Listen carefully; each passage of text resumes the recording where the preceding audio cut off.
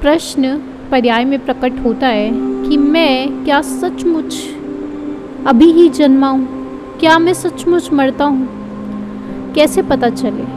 इसका जवाब कैसे पता चलेगा? जब ये खोज शुरू होती है तब आत्मा की ओर कदम बढ़ते हैं। ये मान्यता किस स्तर तक जा सकती है? मान्यताएं ऐसी हैं कि अगर मान्यता है कि मैं एक ऐसे दोस्त से बात करता हूँ जिसके कैरेक्टरिस्टिक्स एक मंत्र के रूप में जपे जा रहे हैं, आप ही के मन में बनाया गया एक दोस्त,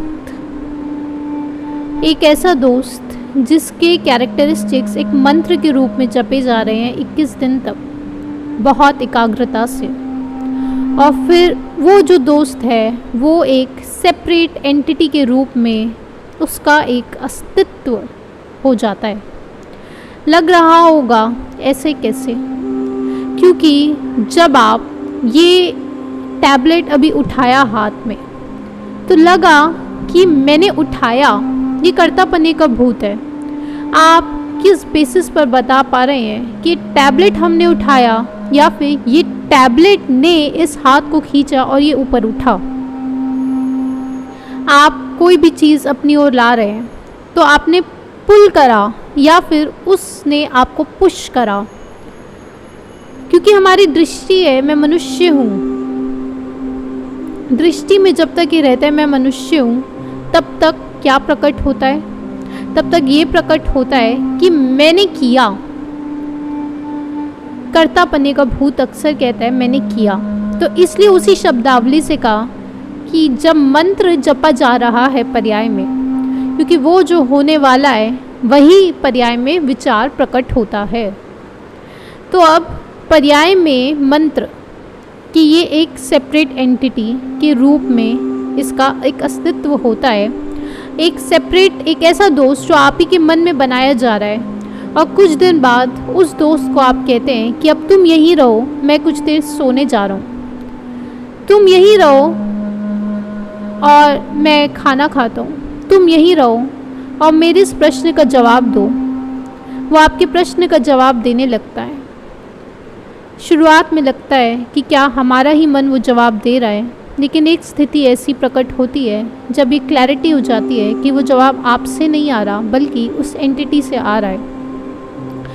जब उस एंटिटी से वो जवाब आ रहा है, वो एक अपनी शक्ल, अपना एक रूप बना लेती है और फिर उसको छोड़ दिया जाता है किसी एक कार्य के लिए जो तंत्र मंत्र में उपयोग किया जाता है। यही तंत्र मंत्र, अब चाहे मारण विद्या हो, चाहे उच्चाटन मंत्र पढ़ा जा रहा हो, उस एंटिटी के लिए एक काम है कि उसे जाना है और जो भी कार्य दिया जा रहा है, तंत्र का हो, उच्चाटन मंत्र हो, मारण मंत्र हो, वशीकरण मंत्र हो, ये सब मंत्र वो एंटिटी कैसे काम करेगी, वो जाकर आप जो कार्य दे रहे हैं वो पूरा करेगी।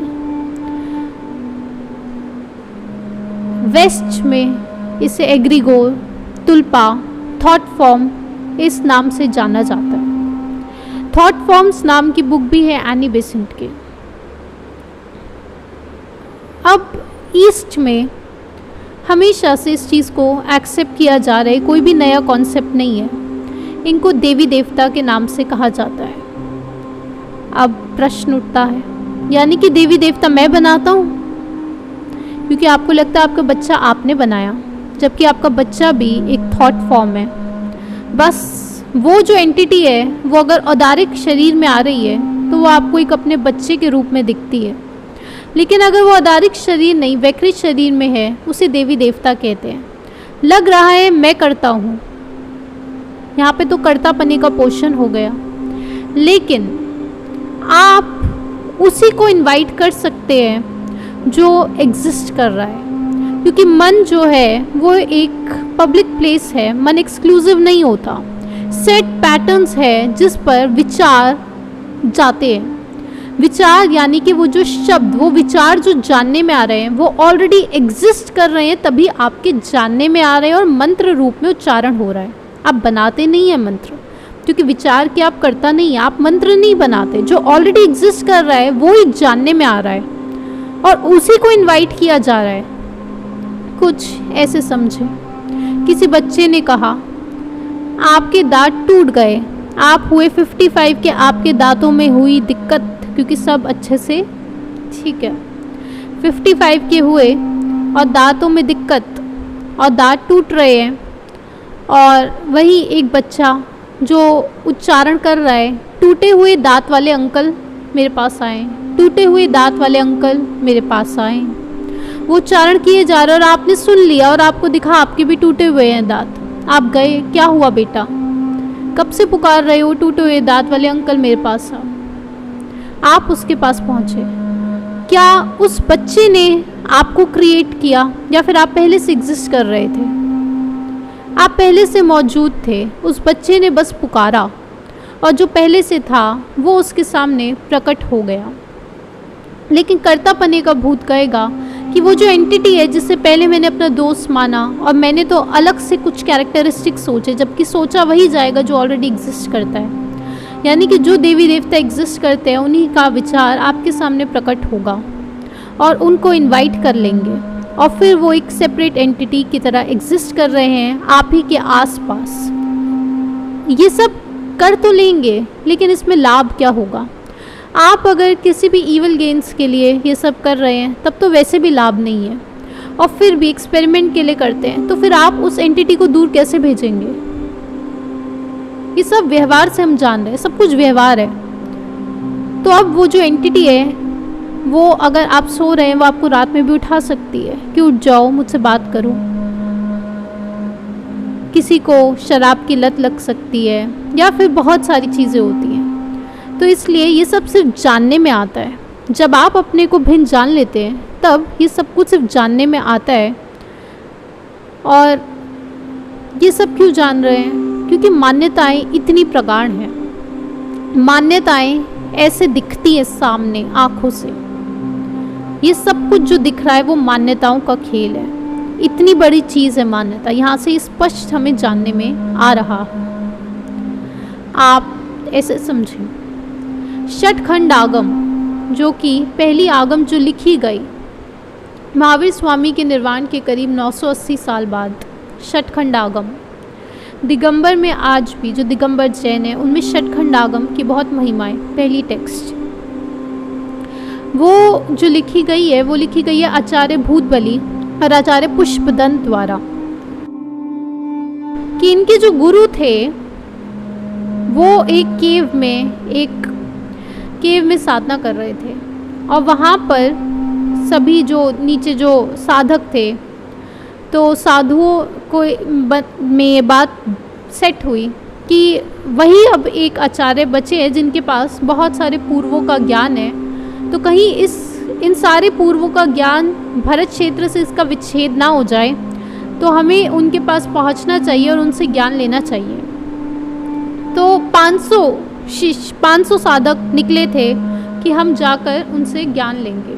500 साधक सब गए, लेकिन बीच में अकाल पड़ा, बीच में बहुत सारी दिक्कतें हुई और 500 में से सब पीछे पीछे रुकते चले गए। सिर्फ 2 साधक उनके पास पहुंच पाए। वो 2 जो थे जिन्होंने षटखंड आगम लिखी है, वो 2 ही साधक उनके पास पहुँचे केव में कि इनसे ज्ञान लेंगे। जब उन आचार्यों ने देखा कि ये 2 आए हैं साधक मुझसे ये ज्ञान लेने, तो वैसे तो उन्हें स्वप्न दिख चुका था कि 2 श्वेत बैल आ रहे हैं, यानी कि शुभ संकेत है, लेकिन फिर भी उन्हें ये विचार प्रकट हुआ कि पहले टेस्ट लिया जाएगा, एकाग्रता का टेस्ट। 2 मंत्र दिए अलग अलग दोनों को और दोनों को कहा कि आप इस मंत्र को सिद्ध करें, 2 दिन है आपके पास इस मंत्र को सिद्ध किया जाए। जब मंत्र सिद्ध होता है तब नियम से देव देवी प्रकट होते हैं, जैसे कि आप रहे हैं, जैसे वो बच्चा पुकार रहा है, टूटे हुए दांत वाले अंकल मेरे पास आओ, टूटे हुए दांत वाले अंकल मेरे पास आओ, टूटे हुए दांत वाले अंकल मेरे पास आओ। ये एक मंत्र है, हिंदी भाषा का है। तो आप उसके पास पहुँचे, यानी उसका मंत्र सिद्ध हुआ। वैसे ही वो मंत्र दिया गया दोनों को, अलग अलग मंत्र। एक के सामने वो मंत्र सिद्ध हुए दोनों के। एक के सामने जो देव प्रकट हुए उनका दांत बहुत बड़ा था और दूसरे के सामने जो देवी प्रकट हुई उनकी आंख कानी थी। कैसे हुआ ये? क्योंकि एक को जो मंत्र दिया गया था उसमें एक अक्षर एक्स्ट्रा था और दूसरे को जो मंत्र दिया गया था उसमें एक अक्षर लेस था। वो एक अक्षर का खेल था। यानी कि वो जो मंत्र दिया जा रहा था वो उनके जानने में आ रहा था कि वो किस चीज़ को इनवाइट कर रहे हैं। अब लग रहा होगा कि उन्होंने वो अक्षर, आपको लगता है मंत्र तो बस यही होता है, नहीं, वो एक्स्ट्रा अक्षर वाला पुकारा तो वैसे ही देव प्रकट हुए। तो क्या आचार्य पुष्पदंत ने वो देव क्रिएट करे थे खुद से? वो एक्स्ट्रा दांत वाले देव क्रिएट करे थे? वो ऑलरेडी एग्जिस्ट करता है, सब कुछ ऑलरेडी एग्जिस्ट कर रहा होता है। या फिर आचार्य भूतबली ने वो जो आँख नहीं थी वो क्रिएट हुई मंत्र से, वो ऑलरेडी एग्जिस्ट करते और वो ही इन्वाइट हो पाए। वहाँ से उनको जानने में आया कि ये अक्षर एक्स ज़्यादा और लेस कर दिया गया है, हकीकत में मंत्र ये होगा, मंत्र ये था। तो वो फिर आचार्य अपने गुरु के पास गए और उनसे कहा, तो गुरु जान गए कि इनकी एकाग्रता है, ये अब आगे का ज्ञान लेने के लिए बिल्कुल सही है, इनको दिया जा सकता है। ये सब जो जान रहे हैं, यहाँ से क्या स्पष्ट होता है? ये स्पष्ट है कि जैसी मान्यता होगी वही आपके सामने प्रकट होता है।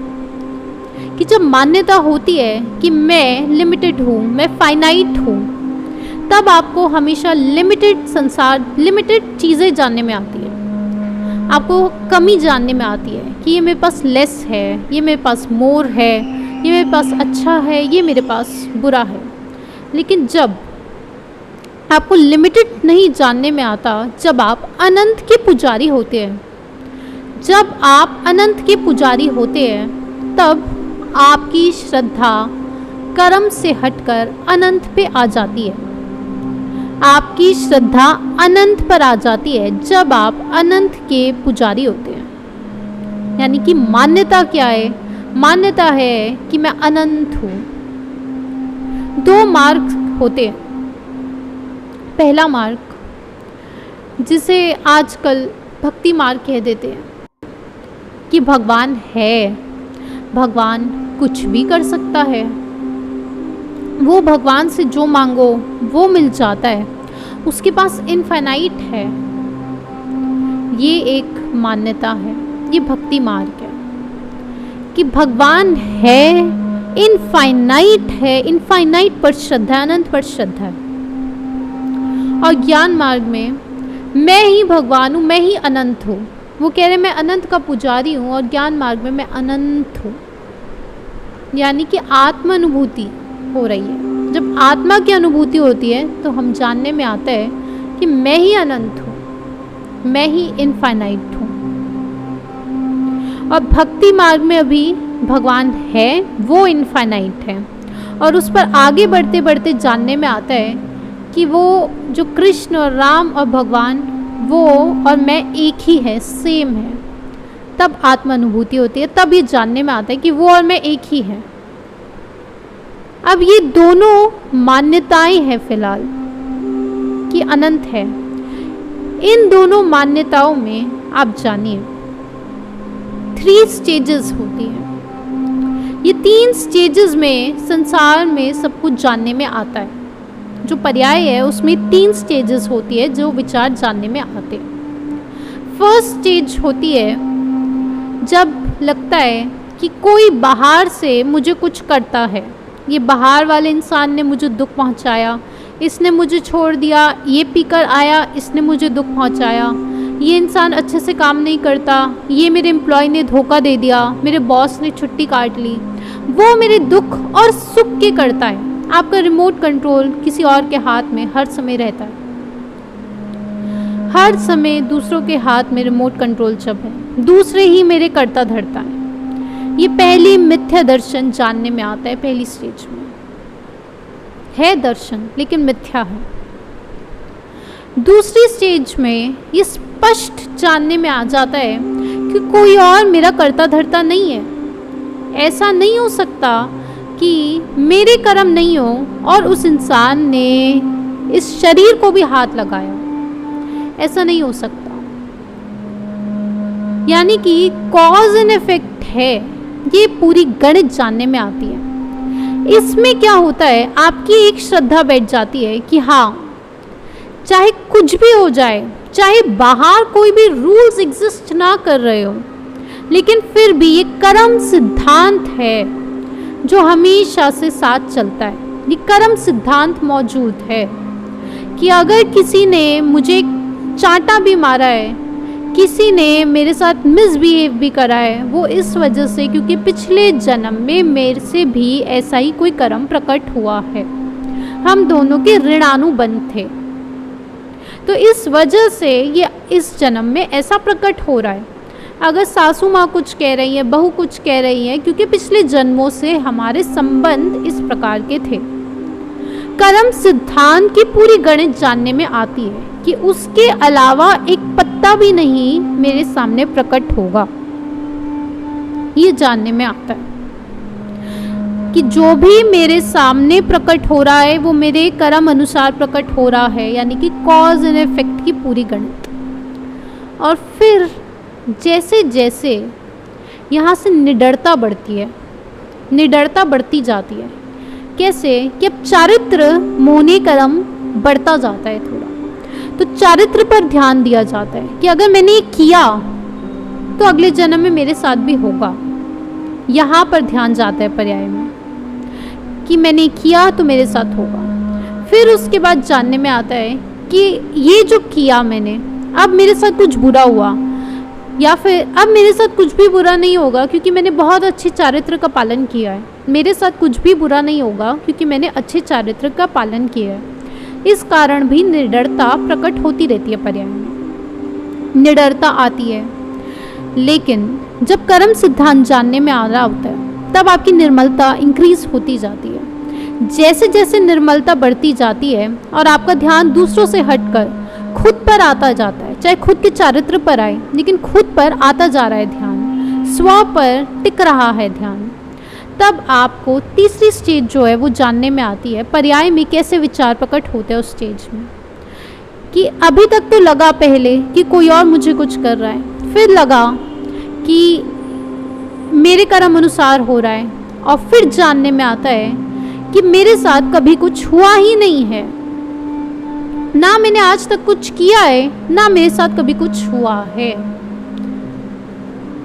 यानी कि कर्म सिद्धांत, वो जो रूल्स है, वो जो कॉज एंड इफेक्ट लग रहा था, उस गणित से भी बाहर निकल जाते हैं तब कि मेरे साथ जब कभी कुछ हुआ ही नहीं, क्योंकि आत्मानुभूति हो रही है। अब जब आत्मानुभूति हो जाती है तब मेरे साथ ना कुछ हुआ, ना मैं करता, ना मैं भोगता, ना दूसरा करता, ना दूसरा भोगता, कहीं कुछ हो ही नहीं रहा है। ये संयोग, ये पर्याय से मैं बिल्कुल भिन्न हूँ, पर्याय से बिल्कुल भिन्न हूँ। ये जब जानने में आ रहा होता है तब कॉज एंड इफेक्ट नहीं है, ये जानने में आता है। और उसके बाद क्या जानने में आता है, लॉज मौजूद नहीं है, यानी कि सब कुछ अनंत रूप में मौजूद है। लॉज मौजूद नहीं है, तब अनंत पर श्रद्धा आती है। पहली बार पर्याय में ये जानने में आता है कि अनंत मौजूद है, रूल्स मौजूद नहीं है, कभी भी कुछ भी कहीं भी कैसे भी।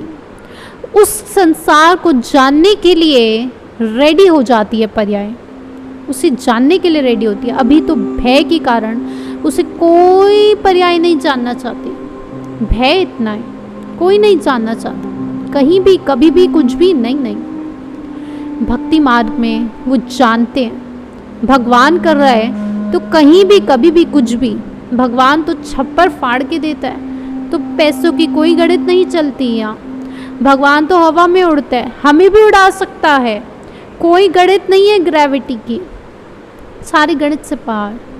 और ज्ञान मार्ग में ऐसे जाना जाता है, जब आत्मानुभूति हो गई कि मैं सारे रूल से बाहर हूँ, तब आपका ध्यान अनंत पर आता है, पर्याय का ध्यान अनंत पर टिकता है। और जब अनंत पर टिकता है तब सिद्धि रिद्धि के द्वार खुलते हैं, तब रिद्धि सिद्धि के द्वार खुलेंगे, क्योंकि अब कोई भी रूल्स, कोई भी लॉज अप्लाई नहीं होंगे। किस पर? जिसकी मान्यता है कि मैं कर्ता और भोक्ता नहीं हूँ, जिसकी मान्यता में है कि मेरे ऊपर रूल्स अप्लाई होते हैं, कर्म सिद्धांत अप्लाई होता है, उस पर होगा, और जिसकी मान्यता में ही नहीं है उस पर अप्लाई नहीं होता।